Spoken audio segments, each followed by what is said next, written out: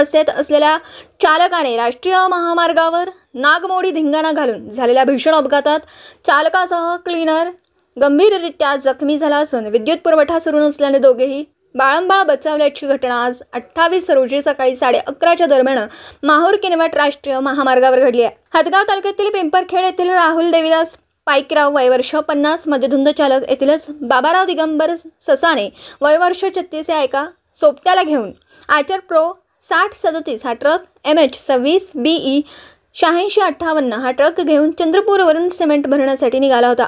सकाळी 9 वाजता पिंपरखेडवरून मद्यप्राशन करून निघाल्यानंतर 10:30 ते 11:15च्या सुमारास धनोडा येथे जेवण करण्यासाठी सोबताने चालकाला थांबवल्यानंतर धनोडा पैनगंगा काठावरील एका हॉटेलमध्ये पुन्हा यथेच्छ मद्यप्राशन करून न जेवताच चंद्रपूरच्या दिशेने निघाल्याचं बाबाराव ससाने यांनी सांगितलं। दरम्यान माहूर किनवट राष्ट्रीय महामार्गावर मध्यधुंद चाल ट्रकवरील नियंत्रण सुटले लागल्याने अक्षरशः ट्रकसह चालक नागमोडी धिंगाणा घालताना अनेक वाहन चालकांना घाम फुटला। त्यावेळी उमाय ते साईनगर फाट्याच्या दरम्यान थेट महामार्गाच्या खाली उतरून सुसाट वेगाने 11 kV सप्लाय असलेले 2 खांब उकडून 100 फुटांपर्यंत परपटत घेऊन गेला।